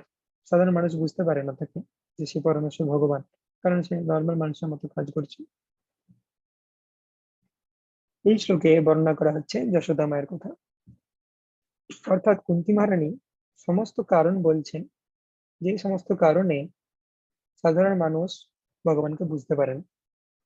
এখানে আরেকটি কারণ উল্লেখ করা হয়েছে, গোপ্যা দদে ত্বয়ি কৃতাঙ্গসুধামতাবৎ জাতে দশাশু কলিলঞ্জন সম্ভ্রমাক্ষম वक्त्रं निमीय भयभावनया स्थितस्य श्यामं विमोहयति गिरपि यद्विदेति। अर्थात गोप्या ददे त्वयि कृतागशिदाम तावत् जाते दशाश्रु कलिलञ्जन সম্ভ্রমাক্ষম। কৃষ্ণ দুধি ভাণ্ড ভঙ্গ করার অপরাধে যশোদা যখন তোমাকে বন্ধন করেছিলেন, রজ্জু দিয়ে বেঁধেছিলেন, তখন তোমার নয়ন অশ্রু দ্বারা প্লাবিত হচ্ছে, তুমি কাঁদছিলে এবং তোমার নয়নের রঞ্জন বিধৌত করছিল। তুমি হচ্ছে ভয়ের স্বরূপ, অর্থাৎ ফিয়ার পার্সনিফাইড। ভয়ও তোমাকে ভয় পায়, মৃত্যুও তোমাকে ভয় পায়, কিন্তু তুমি তখন যশোদা মাকে ভয় পাচ্ছিলে। তো সেটা আমার কাছে এখনো বিমোহিত কর, আমি বুঝতে পারি না তোমার এটা কি লীলা, যে যে কৃষ্ণ পরমেশ্বর ভগবান, সমস্ত ডেমিগডসরা সেই কৃষ্ণকে পুজো করে, সমস্ত দেবদেবীরা এমনকি মৃত্যুর দেবতা পর্যন্ত শ্রীকৃষ্ণকে পুজো করছে। যেমন ব্রহ্মা বরুণেন্দ্র রুদ্র মরুতা স্তন্বন্ত দিব্যৈস্তবে। তো সেই কৃষ্ণ কিভাবে যশোদা মাকে ভয় পেতে পারে সাধারণ একটা লীলাতে? তো এই সমস্ত লীলা, যেগুলো বাৎসল্য বা গোপীদের সাথে, এগুলো যোগমায়ের আন্ডারে হয়। তখন কৃষ্ণ যে পরমেশ্বর ভগবান, এই আইডেন্টিটি থেকে বেরিয়ে আসে, দিয়ে এই সমস্ত লীলাগুলো পারফর্ম করে। তো কুন্তী মানে বলছে এই সমস্ত কার্যকলাপ তোমার, সেগুলো খুব বিমোহিত করে। তাহলে লোকে যদি দেখে শ্রীকৃষ্ণকে যশোদা মায়ের কাছে কাঁদছে, লোকে চিন্তা করতে পারে কি ধরনের ভগবান, সামান্য তার মা শাস্তি দেবে বলে কাঁদছে, কিন্তু সে পরমেশ্বর ভগবান সেই অবস্থাতে। তো সেই জন্য এটা অত্যন্ত বিমোহিতকর, সাধারণ মানুষ এই সমস্ত কারণে তোমাকে বুঝতে পারে না। কুন্তী বাহিনী আলোচনা করলেন কি কি কারণে সাধারণ মানুষ বুঝতে পারে না কৃষ্ণকে। নেক্সট আলোচনা করা হবে যে শ্রীকৃষ্ণের জন্ম রহস্য। শ্রীকৃষ্ণের জন্মটা একটা পুরো রহস্যের মতো, এবং বিভিন্ন জন বিভিন্ন রকম মতবাদ পোষণ করেন এই কৃষ্ণের জন্ম সম্বন্ধে। কি কি সেই মতবাদ আমরা আজকে কুন্তী স্তুতি পর্যন্ত ডিসকাস করব, তারপরে নেক্সট ক্লাসে আমরা আলোচনা করব চ্যাপ্টার 9 থেকে। তো শ্রীকৃষ্ণের জন্ম রহস্য সম্পর্কে বলা হচ্ছে বিভিন্ন জনের কি কি মত। কেচিদাহুরহং জাতম পুণ্যশ্লোকস্য কীর্তয়ে যাদপ্রিয় শৃণ্বয়ে মলয়স্যেব চন্দনম। কেউ কেউ বলেন পুণ্যবান রাজাদের মহিমান্বিত করার জন্য অজয় জন্মগ্রহণ করেছে। অজ মানে কি, যার কোনো জন্ম নেই, পরমেশ্বর ভগবান। এবং কেউ কেউ বলেন তোমার অন্যতম প্রিয় ভক্ত যদুর আনন্দ বিধানের জন্য তুমি জন্মরহিত হওয়া সত্ত্বেও যদু বংশে জন্মগ্রহণ করেছ। মলয় পর্বতের যশ বৃদ্ধির জন্য যেমন সেখানে চন্দন বৃক্ষের জন্ম হয়, তেমনি তুমি মহারাজ যদুর বংশে জন্মগ্রহণ করেছ। অর্থাৎ মলয় পর্বত, সেখানে চন্দন বৃক্ষ জন্মায় এবং সেটাকে বলা হয় মলয়জ চন্দন। চন্দন বৃক্ষ সব জায়গাতেই জন্মাতে পারে, কিন্তু মলয় পর্বতের কাছে জন্মাচ্ছে মানে সেটার নাম হয়ে যাচ্ছে মলয়জ চন্দন। তো পরমেশ্বর ভগবান যে কোনো বংশে জন্মগ্রহণ করতে পারতেন এমন নয়, তাকে যদু বংশেই জন্মগ্রহণ করতে হবে, আর তিনি পরমেশ্বর ভগবান। কিন্তু যদু বংশের গৌরব বা মহিমা বৃদ্ধি করার জন্য কৃষ্ণ ঠিক করেছেন যে সেখানে জন্মগ্রহণ করবেন। অর্থাৎ তার মানে এমন নয় যে পরমেশ্বর ভগবান হচ্ছে যদু বংশের অন্তর্গত। তিনি হচ্ছেন পরমেশ্বর ভগবান, তাকে কোনো বংশের আন্ডারে ক্যাটেগরাইজ করা যায় না। কিন্তু তিনি যদু বংশে জন্মগ্রহণ করেছেন বলে যদু বংশের মহিমা বৃদ্ধি পাচ্ছে। অর্থাৎ এই যদুর আনন্দ বিধানের জন্য তিনি জন্মগ্রহণ করেছেন, এটা হচ্ছে একটা মতবাদ। সেকেন্ড মতবাদ কি? अपरे वासुदेवस्य देवक्यं याचितो यदत् अजस्तमस्य क्षेमाय बधाय च सुरद्विषम्। অন্য কেউ কেউ বলেন যে বসুদেব দেবকী তোমার কাছে প্রার্থনা করায় তুমি তাদের পুত্ররূপে জন্মগ্রহণ করেছো। নিঃসন্দেহে তুমি প্রাকৃত জন্মরহিত, তথাপি তুমি তাদের মঙ্গল সাধনের জন্য এবং দেব বিদ্বেষী অসুরদের সংহার করার জন্য জন্মগ্রহণ করেছো। তোমার পিতামাতা বসুদেব দেবকীকে রক্ষা করার জন্য জন্মগ্রহণ করেছে। সেকেন্ড মতবাদ। থার্ড মতবাদ কি? भारावतारणायन्मे भूगो नाम इदो दधौ सिदन्त्या भूरि भारेण যতো হ্যাৎমা ভুবর্তিতাম। অন্যেরা বলেন যে সমুদ্রের মধ্যে নৌকার মতো পৃথিবী অতি ভারে ভারাক্রান্ত হয়ে দারুণভাবে পীড়িত হলে তোমার পুত্র ব্রহ্মা তোমার কাছে প্রার্থনা জানায়, আর তাই তুমি সেই ভার গ্রহণ করার জন্য অবতীর্ণ হয়েছ।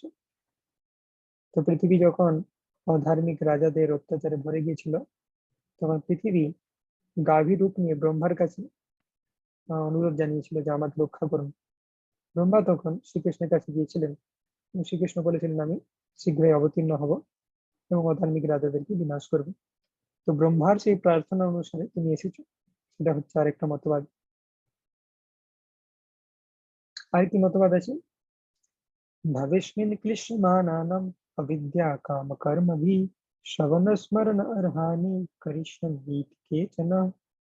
আবার অন্য আরো অনেকে বলে থাকেন অবিদ্যাজনিত কাম এবং কর্মের বন্ধনে আবদ্ধ জড়জাগতিক দুঃখ দুর্দশাগ্রস্ত বদ্ধ জীবেরা যাতে ভক্তিযোগের সুযোগ নিয়ে জড়জগতের বন্ধন থেকে মুক্ত হতে পারে, সেই উদ্দেশ্যে শ্রবণ স্মরণ অর্চন আদি ভক্তিযোগের পন্থাসমূহ পুনঃ প্রবর্তনের জন্য তিনি অবতরণ করেছিল।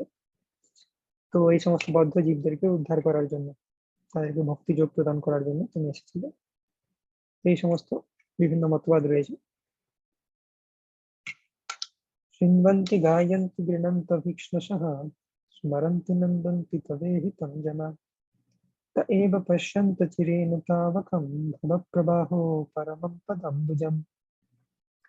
হে শ্রীকৃষ্ণ, যারা তোমার অপ্রাকৃত চরিত কথা নিরন্তর শ্রবণ করে, কীর্তন করে, স্মরণ করে এবং অবিরাম উচ্চারণ করেন অথবা অন্য তা করলে আনন্দিত হন, তারা অবশ্যই তোমার সেই পাদপদ্ম চিরি দর্শন করতে পারেন, যা একমাত্র জন্ম মৃত্যুর প্রবাহকে নিবৃত্ত করতে পারে।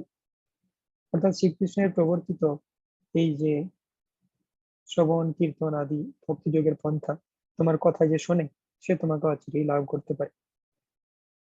ভগবদ গীতায় কৃষ্ণ বলেছেন মন্মনা ভব মদ্ভক্ত মজ্জাজি মাম নমস্কুরু।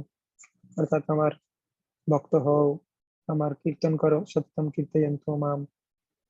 তো ভক্তিযোগের কথা কৃষ্ণ বলেছেন যে এগুলোকে পালন করে তিনি তোমাকে লাভ করতে পারেন। अप्यद्यनस्तं शकिते हितप्रभो जिहाशशिष्येत् श्रीदौन जीविनां जेषां न चन्यद्भवता पदम्बुजत् परायणमता निश्चोदितमहसम्। হে প্রভু, তুমি তোমার সমস্ত কর্তব্য স্বয়ং সম্পাদন করেছো। আমার যে সন্তান যুধিষ্ঠির, এদেরকে তুমি সিংহাসনে বসিয়েছো, ধার্মিক রাজাদের হত্যা করেছো, পুত্রকে রক্ষা করেছো, সমস্ত কার্য তোমার শেষ হয়েছে। যদি আমরা সর্বতভাবে তোমার কৃপার উপর নির্ভরশীল, তুমি ছাড়া আমাদের রক্ষা করার আর কেউ নেই। এবং যখন সমস্ত রাজারা আমাদের প্রতি বিদ্বেষ করেন, সেই অবস্থায় কি তুমি আজ আমাদের ছেড়ে চলে যাচ্ছ? তো কুন্তী মহারানী কৃষ্ণকে বলছেন যে তুমি ছাড়া আমাদের কেউ নেই, সবসময় তুমি আমাদের রক্ষা করেছো আমাদের যে কোনো বিপদে। আর এখন যুদ্ধ যে শেষ হয়েছে, বিভিন্ন রাজারা বিদ্বেষ পরায়ণ হয়ে আছে আমাদের প্রতি, কারণ যুদ্ধে অনেক ক্ষয়ক্ষতি হয়েছে তাদের। তো এই সময় তারা আবার আমাদেরকে অ্যাটাক করতে পারে, আবার বিপদের সম্মুখীন হতে পারি। সেই অবস্থায় কি তুমি ছেড়ে চলে যাচ্ছ আমাদেরকে? তুমি ছাড়া আমাদের আর কোনো আশ্রয় নেই। ये वयं नाम रूपभ्रम যদুভিः সহ পাণ্ডবা ভবতো দর্শনম যর্হি ঋষিকানাম নিবেশিতুম। এখানে খুব সুন্দর একটা ব্যাপার চলছে, যেটা হচ্ছে কুন্তী মহারানী প্রেয়ার্স করছে, প্রার্থনা। কৃষ্ণ চুপচাপ শুনছেন, কিন্তু ইন্টারনালি তাদের মধ্যে একটা কথোপকথন চলছে, যেটা বাইরের লোক দেখতে পাচ্ছে। যেমন কুন্তী মহারানী যখন এই কথাটা বললো যে তুমি কি আজ আমাদের ছেড়ে চলে যাচ্ছ, এরপরে আমরা দেখতে পাচ্ছি যে এমন কোনো শ্লোক নেই যে শ্রী ভগবান উবাচ, মানে কৃষ্ণ উত্তর দিল। কৃষ্ণ কিছু উত্তর দিচ্ছে না, কিন্তু ভেতরে ভেতরে তাদের মধ্যে কথোপকথন চলছে। অর্থাৎ কুন্তী মহারানী চিন্তা করছেন যে কৃষ্ণ তো বলতেই পারেন যে তোমার প্রোটেকশন নিয়ে কোনো চিন্তা নেই, তোমার কাছে ভীম অর্জুন এরা সবাই আছে, এরা বড় বড় যোদ্ধা, যদি কোনো রাজারা অ্যাটাক করেও থাকে এরা রক্ষা করে দেবে। তো কুন্তী মহারানী কৃষ্ণের এই রিপ্লাইটা অ্যান্টিসিপেট করে পরের শ্লোক বলছে। কৃষ্ণ যদিও কোনো কথা বলেনি, কিন্তু কুন্তী মহারানী ভাবছে কৃষ্ণ এখন যুক্তি দিতে পারে যে ভীম অর্জুন তো আছে, রক্ষা করে দেবে। তো সেই জন্য এই পরের শ্লোকটা বলছে, ये वयं नाम रूपभ्रम যদুভীষः পাণ্ডবা ভবতো দর্শনম যর্হি ঋষিকানামিবেশিতুম। তো কুন্তী মহারানী বলছেন যে ভীম অর্জুন এদের শক্তি ততক্ষণ আছে যতক্ষণ তুমি তাদের সাথে আছো। তুমি যখনই চলে যাবে এরা সকলে নিস্তেজ হয়ে পড়বে। তোমার উপস্থিতিটা কিরকম আমাদের কাছে? ঋষি কানাম ইবেশিতু, অর্থাৎ একটা দেহে আত্মা যতক্ষণ আছে, দেহের সমস্ত অঙ্গ প্রত্যঙ্গ শক্তি আছে, কার্য করছে। আত্মা যখনই দেহটা থেকে ছেড়ে বেরিয়ে যায় তখন এই দেহটা ইউজলেস হয়ে যায়। সেরকম আমাদের কাছে ভীম অর্জুন আরো অনেক যোদ্ধা আছে ঠিকই, কিন্তু তুমি হচ্ছে আত্মা, তুমি আছো বলে এগুলো সবাই কাজ করছে। তুমি যখনই আমাদের ছেড়ে চলে যাবে আমাদের এই পুরো টিমটা একটা মৃতদেহের মতো হয়ে যাবে, এরা কেউ কোনো কাজ করতে পারবে না। আমাদের সমস্ত যশ কীর্তি পাণ্ডব এবং যদুদের তৎক্ষণাৎ শেষ হয়ে যাবে। নেয়ম শোভিষ্যতে তত্র যথেদানীং গদাধর তৎপদেরঙ্কিতা ভাতি সলক্ষণা বিলক্ষিতে। এই গদাধর শ্রীকৃষ্ণ, আমাদের রাজ্য এখন তোমার শ্রী পাদপদ্মে সুলক্ষণ যুক্ত চিহ্ন দ্বারা অঙ্কিত হয়ে শোভা পাচ্ছে, কিন্তু তুমি চলে গেলে আর তেমন শোভা পাবে না। এখন তুমি আমাদের এই রাজ্যে বিচরণ করছো, এবং তার ফলে কি হচ্ছে, সমস্ত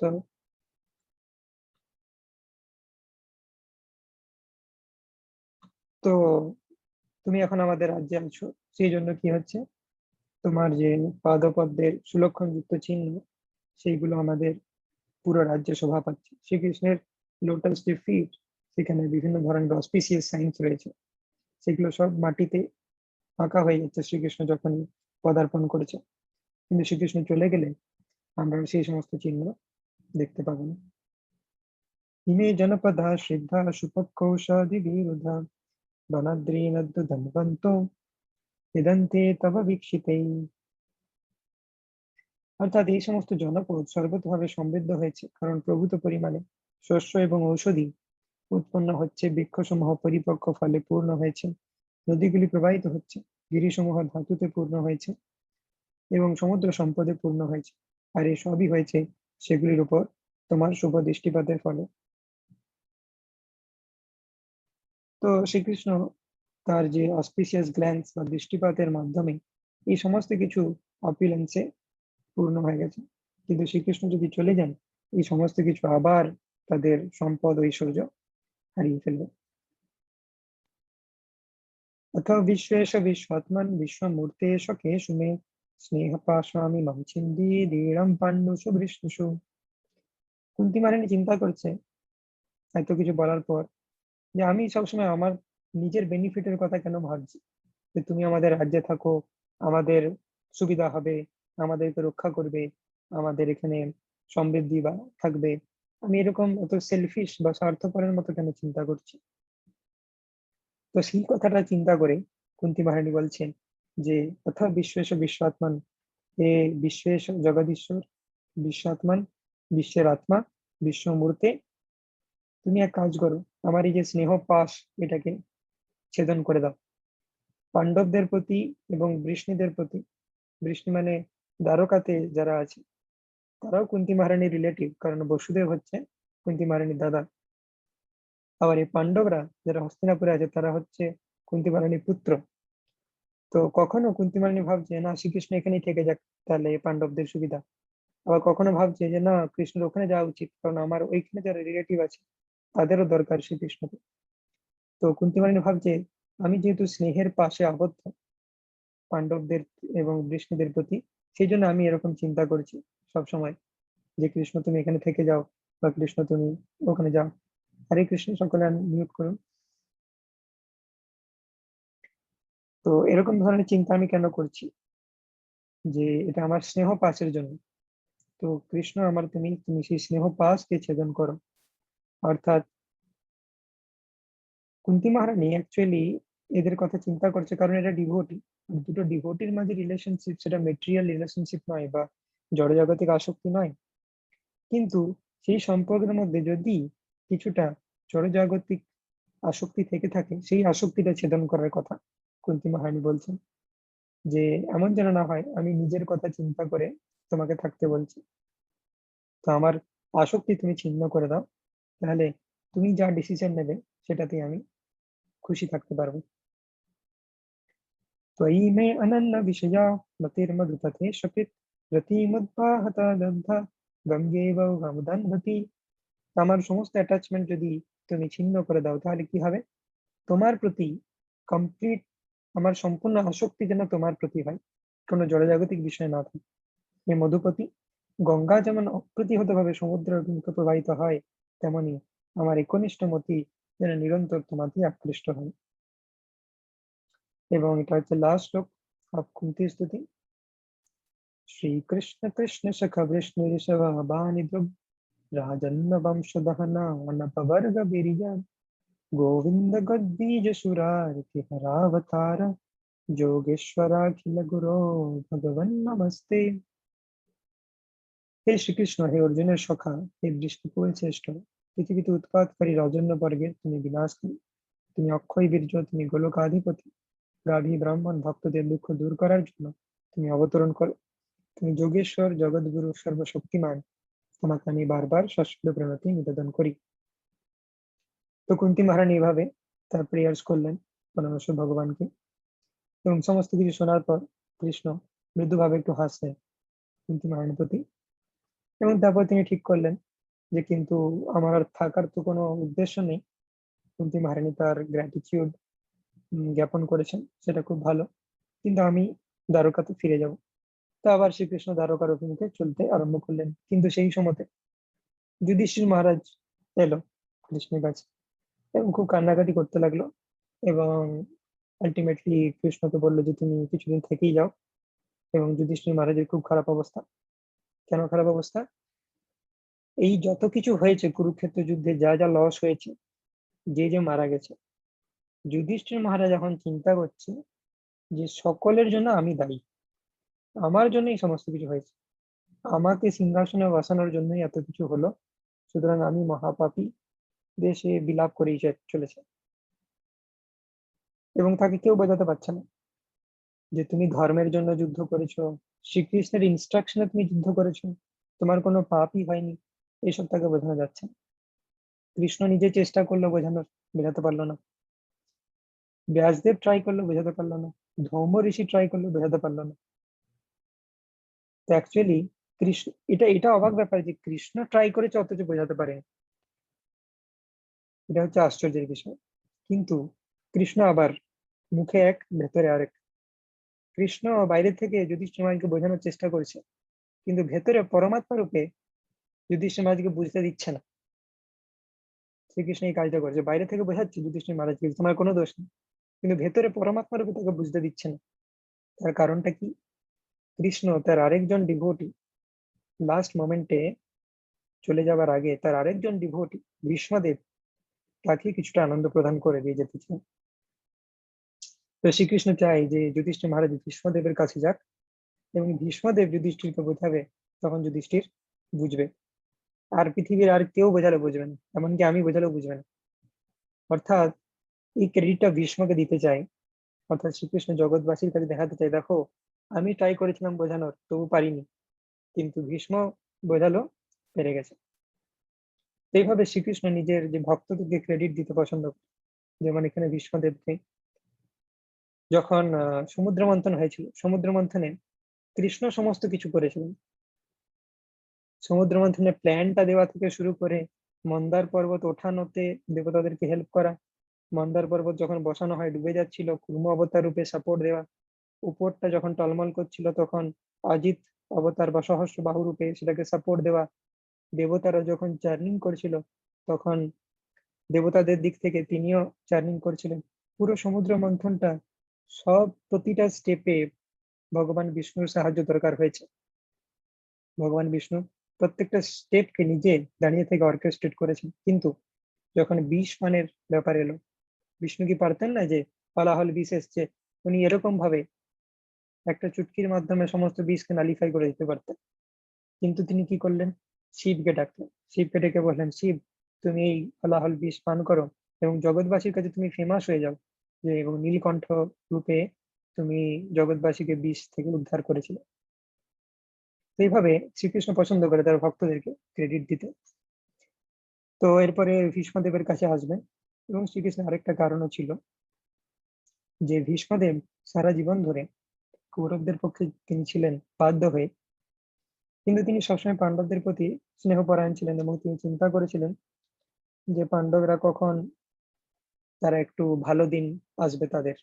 এখন পাণ্ডবেরা রাজা, তো রাজ বেশে পাণ্ডবেরা যেন গিয়ে ভীষ্মদেবের সামনে দাঁড়ায় এবং ভীষ্মদেব পাণ্ডবদেরকে যুধিষ্ঠির মহারাজকে রাজার বেশে দেখে সে যেন একটু শান্তি লাভ করে। কারণ ভীষ্মদেব সরস্বতীতে আছে, কিছুদিন পরেই সে মৃত্যুবরণ করবে। তাই মৃত্যুর আগে সে যেন এটা দেখে যেতে পারে যে পাণ্ডবেরা রাজরূপে অধিষ্ঠিত। এই কারণের জন্য আরেকটা ইম্পর্টেন্ট ফ্যাক্টর হচ্ছে যে ভীষ্ম কেন তিনি পরমেশ্বর ভগবানের শুদ্ধ ভক্ত হওয়া সত্ত্বেও, এই পরের চ্যাপ্টার 9th চ্যাপ্টার হচ্ছে ভীষ্ম স্তুতি, আমরা আলোচনা করব পরের দিন। তো ভীষ্ম কেন পরমেশ্বর ভগবানের শুদ্ধ ভক্ত হওয়া সত্ত্বেও তিনি কৌরবদের পক্ষে ছিলেন, তার একটা কারণ তো আমরা জানি, এক্সটার্নাল কারণ, যে তিনি হস্তিনাপুরের যে সিংহাসন তার প্রতি দায়বদ্ধ ছিলেন। তিনি প্রতিজ্ঞা করেছিলেন হস্তিনাপুরের সিংহাসনে যেই থাকবে আমি তার হয়ে লড়াই করব। কিন্তু অ্যাকচুয়াল কারণ হচ্ছে ভীষ্মদেব বোঝাতে চেয়েছিলেন, অর্থাৎ কৃষ্ণ ভীষ্মদেবের মাধ্যমে দেখাতে চেয়েছিলেন যে তুমি যত শক্তিশালী হও, যত পরাক্রমশালী হও, ভীষ্মদেব অনেক পরাক্রমশালী ছিলেন। ভীষ্মদেব 10,000 অর্জুনের সমান ছিলেন। তুমি যতই পরাক্রমশালী হও, কিন্তু তুমি যদি অধর্মের সাইডে থাকো তাহলে তোমার বিনাশ হবে। তো শ্রীকৃষ্ণ প্রত্যেক ভক্তের মাধ্যমে কিছু কিছু শিক্ষা দিয়ে থাকেন আমাদের। ভীষ্মদেবের মাধ্যমেও কৃষ্ণ আমাদেরকে এই শিক্ষা দিচ্ছেন যে তুমি যতই পরাক্রমশালী হও, অধর্মের সাইডে থাকলে তুমি বিনাশ হয়ে যাবে।